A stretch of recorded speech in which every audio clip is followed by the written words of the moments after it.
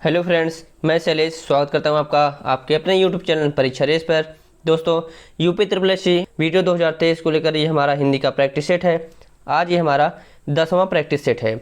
इसके साथ साथ जीएस का प्रैक्टिस सेट आपको डेली मिल रहा है और करंट अफेयर के भी वीडियो शुरू हो गए हैं। यूथ कंपटीशन द्वारा जो वीडियो को स्पेशल वीडियो परीक्षा को ध्यान में रखकर स्पेशल करंट अफेयर है, उसका जो है अध्ययन आप लोगों को कराया जा रहा है। आप लोगों के लिए बेस्ट है। अभी हम लोग जो है यूथ का प्रैक्टिस सेट कराए हैं। इसके बाद जो अगला हम लोग का जो पब्लिकेशन है वो है ज्ञान मुद्रा। ज्ञान मुद्रा जो है 30 प्रैक्टिस सेट का अपना सीरीज निकाला है। तो हम लोग जो है हिंदी के भी और जीएस के भी दोनों के 30 प्रैक्टिस सेट आप लोगों को जल्द से जल्द कराने वाले हैं। अगर आप लोग जैसे अलग अलग पब्लिकेशन के प्रैक्टिस करते हैं तो सबसे पहले आपको जो ये लाभ होता है कि आप कोई पब्लिकेशन होता है वो एक पैटर्न पर बनाता है, दूसरा पब्लिकेशन अलग पैटर्न पर बनाता है प्रैक्टिस अपना। लेकिन आपको ये नहीं पता होता है कि एग्ज़ाम में किस पैटर्न के या फिर कैसे प्रश्न आने वाले हैं, किस प्रकार का मिक्सअप होने वाला है। तो जब आप अलग अलग पब्लिकेशन की प्रैक्टिस करते हैं तो आपके पास ज़्यादा संभावना होती है हर तरीके के प्रश्नों को टच करने का। तो आपके एग्ज़ाम के लिए सबसे बेहतर होगा। हम लोग प्रयास भी वही कर रहे हैं कि जितने भी अच्छे प्रैक्टिस सेट हैं अलग अलग पब्लिकेशन के, सबको कराया जाए। आइए शुरू करते हैं आज का सेशन। और आज के सेशन का अपना पहला प्रश्न। आज का पहला प्रश्न इस गद्यांश पर आधारित है। इसे पढ़कर आपको एक प्रश्न है इसका उत्तर देना है। तो ये पूरा गद्यांश प्रातःकाल के भ्रमण पर आधारित है। किस प्रकार प्रातःकाल के भ्रमण से आप घर की चार दीवारी के बाहर जाते हैं, शुद्ध वायु प्राप्त होता है आपको, आपका जो आलस्य होता है वो दूर होता है, नई चेतना और स्फूर्ति पैदा होती है, व्यायाम का ये एक दूसरा रूप होता है। तो आइए देखते हैं इससे जो प्रश्न है वो प्रश्न क्या है। गद्यांश का उपयुक्त शीर्षक बताइए। इसका शीर्षक इसमें पूछा हुआ है। तो हमने अभी प्रारंभ में ही बताया कि ये पूरा जो है गद्यांश प्रातःकाल के भ्रमण पर आधारित है, उसके क्या क्या लाभ हैं उसी पर आधारित है। दूसरा प्रश्न है, यह भी गद्यांश पर आधारित है। इस गद्यांश को पढ़कर प्रश्न संख्या 2 से लेकर 5 तक के उत्तर देने हैं। आइए गद्यांश को एक बार पढ़ लेते हैं। जिन कर्मों में किसी प्रकार का कष्ट या हानि सहने का साहस अपेक्षित होता है उन सब के प्रति उत्कंठापूर्ण आनंद उत्साह के अंतर्गत लिया जाता है। कष्ट या हानि के भेद के अनुसार उत्साह के भी भेद हो जाते हैं। साहित्य मीमांसाओं ने इसी दृष्टि से युद्धवीर, दानवीर और दयावीर इत्यादि भेद किए हैं। इनमें से सबसे जो प्राचीन और प्रधान युद्धवीरता है, इसमें आघात, पीड़ा, मृत्यु की परवाह नहीं की रहती है। इस प्रकार की वीरता का प्रयोजन अत्यंत प्राचीन काल से चला आ रहा है, जिसमें साहस और प्रयत्न दोनों चरम उत्कर्ष पर पहुँचते हैं। पर केवल कष्ट या पीड़ा सहन करने के साहस में उत्साह का स्वरूप स्फुरित नहीं होता है। आगे देखते हैं। उसके साथ साथ आनंदपूर्ण प्रयत्न या उसकी उत्कंठा जो होती है, इसका योग होना चाहिए। आइए इसके प्रश्नों को देखते हैं। तो जो पहला प्रश्न है, उत्साह के भेद किस आधार पर किए गए हैं। तो आपने देखा होगा यहाँ पे कष्ट और हानि के आधार पर उत्साह के भेद किए गए हैं। तो इसका उत्तर हो जाएगा विकल्प डी। आप लोग चाहें तो एक बार रोक कर गद्यांश को फिर से पढ़ लीजिएगा, क्योंकि गद्यांश आपके लिए बहुत इंपॉर्टेंट है। परीक्षा में 2 से 3 सवाल पूछे जाएंगे, हो सकता है कि 4 सवाल या 5 सवाल भी पूछे जाएं। दूसरा प्रश्न है, युद्ध वीरता के लिए किस प्रकार की प्रकृति अपेक्षित होती है। तो युद्ध वीरता के लिए, युद्ध करने के लिए व्यक्ति को साहस चाहिए, प्रयत्न चाहिए, कष्ट सहने और धीरज होना चाहिए। वो अपार संघर्षी होना चाहिए, कष्ट सहने की उसमें क्षमता होनी चाहिए, उसके अंदर धैर्य भी होना चाहिए। तो ये सभी जो है गुण जो है युद्ध वीरता के लिए अपेक्षित होते हैं। अगला प्रश्न, साहित्य मीमांसाओं ने वीरता के कौन कौन से भेद किए हैं। तो आपने देखा होगा कि युद्धवीर, दानवीर और दयावीर, ये 3 प्रकार के भेद साहित्य मीमांसाओं ने किए हैं। अगला प्रश्न, उत्कंठापूर्ण आनंद किसके अंतर्गत लिया जाता है। तो उत्कंठापूर्ण जो आनंद होता है यह उत्साह के अंतर्गत लिया जाता है। अगला प्रश्न, भारत सरकार की ओर से विदेशी सरकारों, उनके राजदूतावासों, अंतर्राष्ट्रीय संगठनों तथा स्वदेश स्थित कार्यालयों को जो पत्र लिखे जाते हैं वे किस श्रेणी में आते हैं। तो ध्यान दीजिए, ऐसे जो पत्र होते हैं उन्हें सरकारी पत्र कहा जाता है। अधिसूचना नोटिफिकेशन को कहा जाता है। आदेश जो ऑर्डर होता है उसे कहा जाता है। कई बार संभावना बनती है ऐसे प्रश्नों को पूछे जाने की, तो 2, 4, 5 प्रश्नों का प्रैक्टिस ऐसे करते रहना चाहिए कि भरोसा नहीं होता है किस प्रकार के प्रश्न आ जाएं। तो आपको सभी चीज़ों को मिलाकर लेके चलना होता है। अगला प्रश्न, जब किसी अधिकारी का ध्यान किसी सरकारी मामले की ओर व्यक्तिगत तौर पर आकर्षित करना होता है तब किस तरह के पत्र लिखे जाते हैं। दो चीज़ यहाँ पर है, एक सरकारी मामला है और दूसरा व्यक्तिगत है। तो ऐसे में जो पत्र लिखा जाएगा वो होगा अर्धशासकीय पत्र। शासकीय होता है क्योंकि वो सरकारी है, अर्ध है क्योंकि व्यक्तिगत तौर पर आकर्षित कर रहा है। अगला प्रश्न है, किसका प्रयोग तब किया जाता है जब कोई पत्र मूल रूप में प्रेषक को वापस लौटाया जाता है। जब कोई पत्र जैसे आप कहीं पे भेजते हैं, कई पोस्ट करते हैं, जब वही मूल रूप से वापस आपको रिटर्न किया जाता है तो उसे पृष्ठांकन कहा जाता है। अगला प्रश्न है, किसी संदर्भ या विषय वस्तु का कम से कम शब्दों में तथ्यपूर्ण एवं सुस्पष्ट पुनर्लेखन क्या कहलाता है। जब आप कोई चैप्टर पढ़ते हैं, जब आप उसको समराइज करते हैं तो आप उसे संक्षेप में लिखते हैं, यानी उसे संक्षेपण कहा जाता है। अगला प्रश्न है, हिंदी भाषा में कितने स्वर होते हैं। तो हिंदी भाषा में कुल 11 स्वर होते हैं, आ ई ई उ से लेकर ओ औ अंग, इसके साथ साथ री उसमें शामिल होता है। अगला प्रश्न है, हिंदी में ध्वनियाँ कितने प्रकार की होती हैं। तो हिंदी में कुल 2 प्रकार की ध्वनियाँ होती हैं, एक होता है स्वर ध्वनि, एक होता है व्यंजन। स्वर ध्वनियाँ 11 होती हैं और व्यंजन ध्वनियाँ 33 होती हैं। अगला प्रश्न है, वर्ण तालिका के अनुसार ह्रस्व, दीर्घ और प्लुत क्या है। ह्रस्व स्वर ये सभी जो है, दीर्घ स्वर और प्लुत स्वर ये मात्राओं पर आधारित होते हैं। इसके अनुसार कुल 3 प्रकार के स्वर होते हैं। ह्रस्व स्वर में एक मात्रा का समय लगता है, दीर्घ स्वर में दो मात्रा का समय लगता है और प्लुत स्वर में 3 मात्रा का समय लगता है। तो ये सभी जो है स्वर हैं। अगला प्रश्न, निम्नलिखित में पुल्लिंग शब्द कौन सा है। तो यहाँ पर आप ध्यान दीजिए, रचना की जाती है, प्रार्थना की जाती है, आज्ञा का पालन जो होता है वो करना होता है। तो यहाँ पर जो है पत्र हमेशा लिखा जाता है। तो जब आप किसी शब्द का लिंग ज्ञात करना हो तो उसका एक वाक्य में प्रयोग करके देख लीजिए। अब यहाँ पर देखिए, पत्र लिखा जाता है यानी पत्र पुल्लिंग शब्द है। निम्नलिखित विकल्पों में पुल्लिंग शब्द कौन सा है। तो पुल्लिंग से मतलब कि लिंग से जो आपके प्रश्न पूछे जाएंगे ये 2 या 3 आपको पूछे जा सकते हैं, क्योंकि कई बार ऐसे प्रश्नों को करने में कठिनाई होती है और जो जैसे किसी शब्द का वाक्य में उपयोग करना नहीं जानते हैं तो उनके लिए जो है लिंग का पहचानना बहुत मुश्किल हो जाता है। तो अगला जो प्रश्न है, इसमें पुल्लिंग शब्द कौन सा है ये देखना है। राशि, कुर्सी, चील या पक्षी। तो इसमें जो पक्षी शब्द है आप लोग इसका उपयोग करिए। देखिए, पक्षी आसमान में उड़ रहे हैं, तो यहाँ ये शब्द जो होता है ये पुल्लिंग होता है। राशि खर्च की जाती है, कुर्सी के लिए जंग लड़ी जाती है, चील की नज़र, ये तीनों जो है स्त्रीलिंग हैं। अगला प्रश्न, निम्न में कौन सा शब्द स्त्रीलिंग है। विवाद, सार, आय, रूप। तो आप यहाँ पर देखेंगे आय और व्यय हमेशा होती है, तो आय शब्द जो है यहाँ पे ये स्त्रीलिंग हो जाएगा। अगर बात करें सार का, तो किसी घटना का सार क्या है ये पुल्लिंग हो जाता है। विवाद हो गया यह भी पुल्लिंग हो जाता है। आपका रूप ही बदल गया ये भी पुल्लिंग हो जाता है। अगला प्रश्न, निम्न में स्त्रीलिंग शब्द कौन सा है। इसमें स्त्रीलिंग बताना है। तो ध्यान दीजिए, गरिमा, व्यक्ति की गरिमा की रक्षा की जानी चाहिए, तो ये जो होता है स्त्रीलिंग शब्द होता है। अगला प्रश्न, संधियाँ 3 प्रकार की होती हैं, निम्नलिखित में से कौन सी एक संधि का प्रकार नहीं है। तो यहाँ पर 3 संधियाँ हैं, इसमें से कौन सा एक है जो संधि नहीं है। स्वर संधि होती है, व्यंजन संधि होती है, इसके साथ साथ विसर्ग संधि होती है, अनुस्वार संधि नहीं होती है। तो इसका विकल्प डी सही होगा। अगला प्रश्न, उल्लंघन का संधि विच्छेद है। उल्लंघन का जब आप संधि विच्छेद करेंगे तो ये होता है उत प्लस लंघन। इसमें जो त होता है हलंत होता है। ध्यान दीजिएगा, आपको ऑप्शन में ये भी देखने को रहेगा कि उत प्लस लंघन, लेकिन इसमें जो त होगा ये हलंत होगा, तब यही जो त होता है बिना मात्रा का ये ल में परिवर्तित हो जाएगा और ये जाकर ल के ऊपर जुड़ जाता है, तो ये आधा ल और पूर्ण रूप ल के रूप में आ जाता है। तो इसका उत्तर विकल्प बी होगा। अगला प्रश्न, निम्नलिखित शब्दों में से स्वर संधि को पहचानिए। इन शब्दों में किसमें स्वर संधि है। अगर आप सदगत का विच्छेद करेंगे ये हो जाता है सत प्लस गति, यानी इसमें जो होता है व्यंजन संधि हो जाता है। सज्जन में करेंगे इसमें भी होता है सत प्लस जन, तो ये सज्जन हो जाता है, दोनों में व्यंजन संधि है। दिग्दर्शन की अगर आप बात करेंगे तो इसमें होगा दिक प्लस दर्शन, दिग्दर्शन हो जाता है।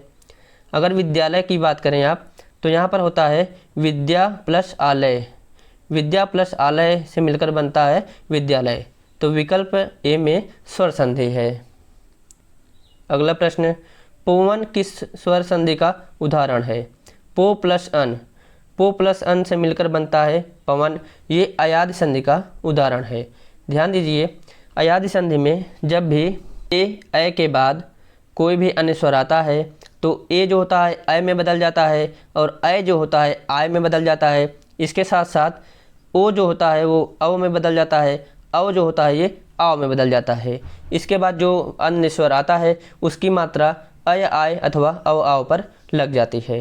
तो यहाँ पर हो जाता है अयाद संधि। तो पोवन में अयाद संधि हो जाती है।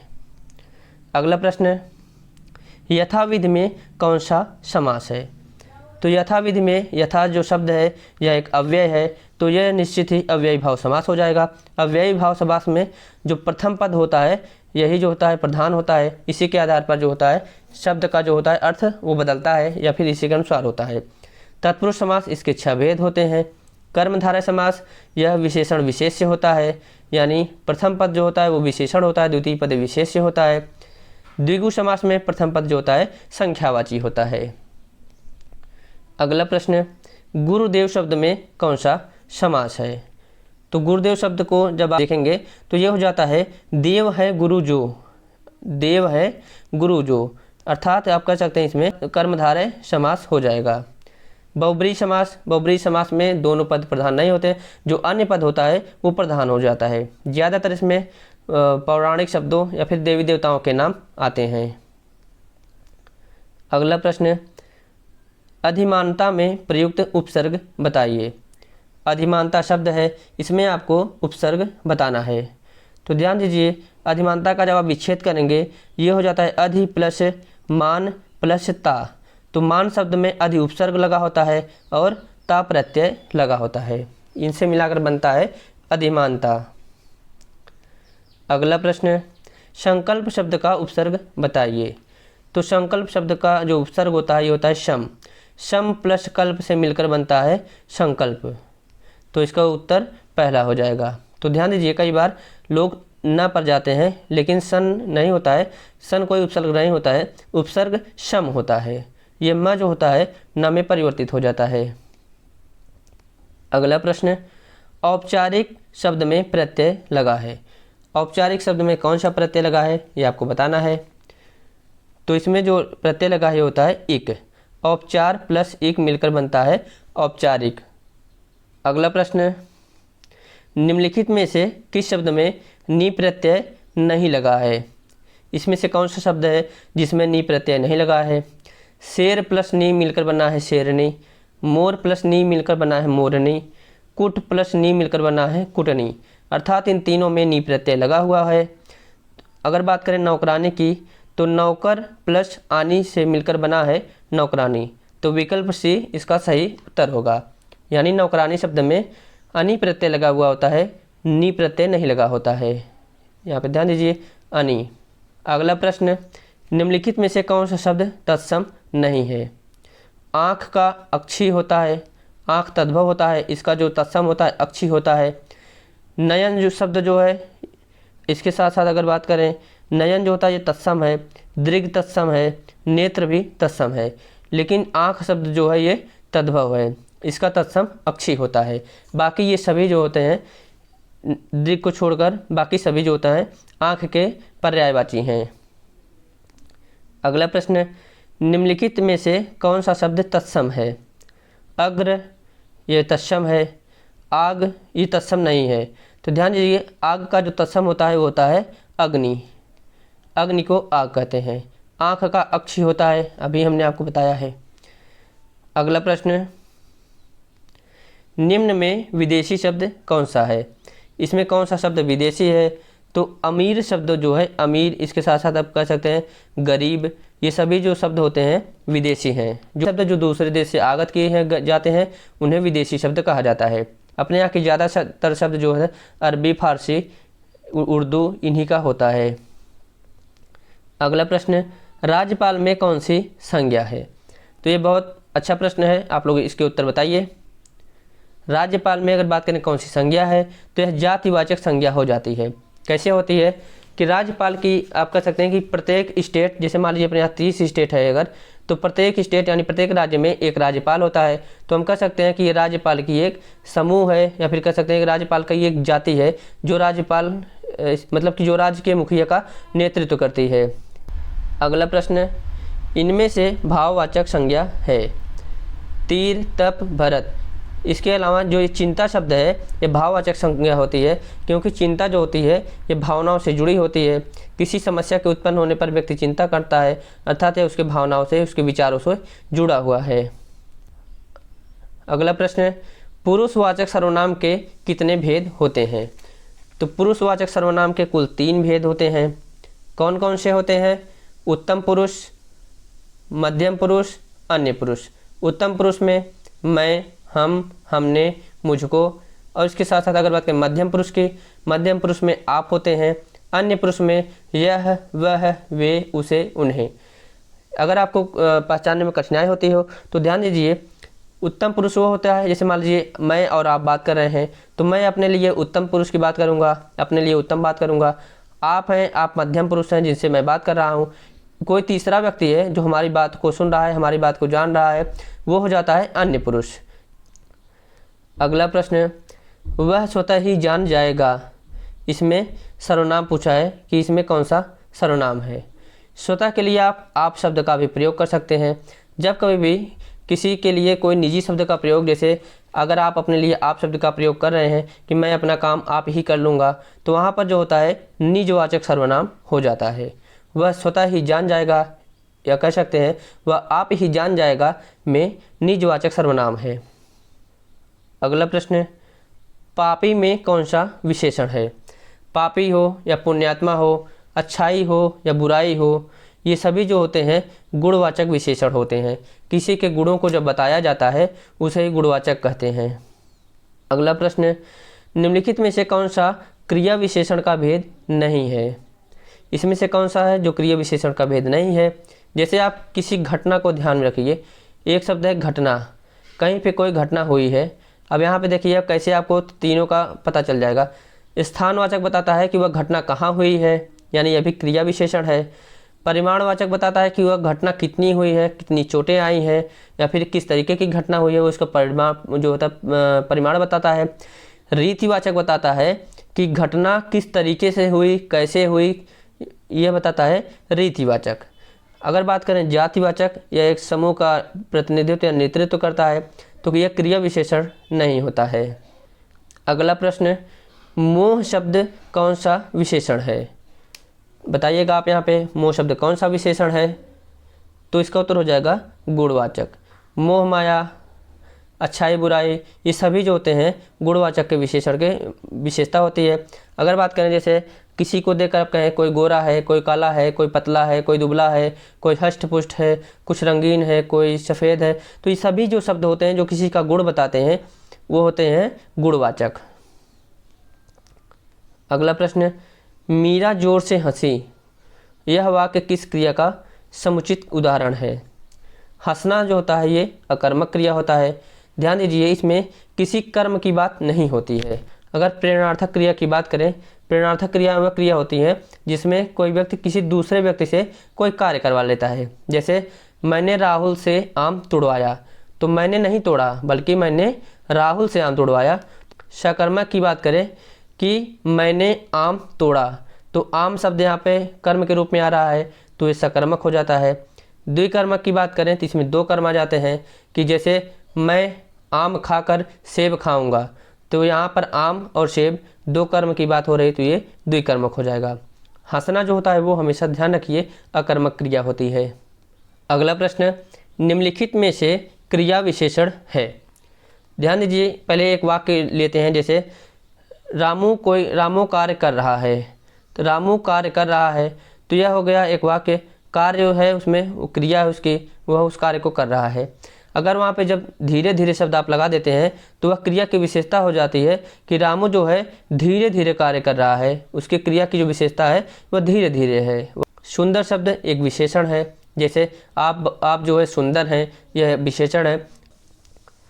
अगला प्रश्न, उनके बिना तुम कुछ नहीं हो।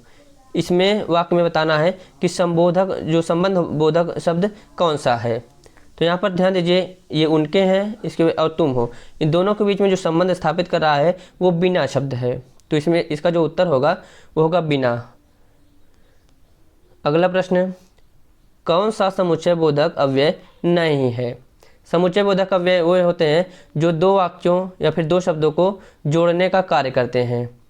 अर्थात ये वाक्य को जोड़ता है, अथवा ये भी वाक्य को जोड़ता है, अतएव ये भी वाक्य को जोड़ता है, या अन्यथा, इसके साथ साथ तथा, और ये सभी जो होते हैं समुच्चय बोधक अव्यय होते हैं। लेकिन जो आजन्म शब्द है यह समुच्चय बोधक अव्यय या फिर यह योजक शब्द नहीं है। अगला प्रश्न, जिन अव्ययों का संबंध वाक्य से नहीं वक्ता के हर्ष शोक आदि भावों से होता है वे क्या होते हैं।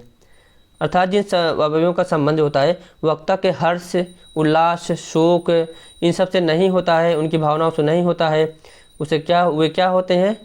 तो वे होते हैं विस्मयादि बोधक अव्यय। विस्मयादि बोधक अव्यय, जैसे कोई घटना घट जाती है तो हम कहते हैं अरे बाप रे, तो अरे शब्द है उसे, ये जो होता है विस्मयादि बोधक हो जाता है। विस्मयादि बोधक की पहचान होती है कि पीछे जो होता है चिन्ह होता है लगा होता है। अगला प्रश्न, कौन सा शब्द अनुपम का पर्यायवाची है। अनुपम का अर्थ होता है अनूठा, या फिर कह सकते हैं अनोखा, या फिर कह सकते हैं जो अद्वितीय हो, जिसके जैसा कोई नहीं हो। जैसे ताजमहल एक अनुपम कृति है, यानी उसके जैसी कोई कृति नहीं है, वह एकमात्र है। अगला प्रश्न, गेह का पर्याय बताइए। गेह का पर्याय क्या होता है।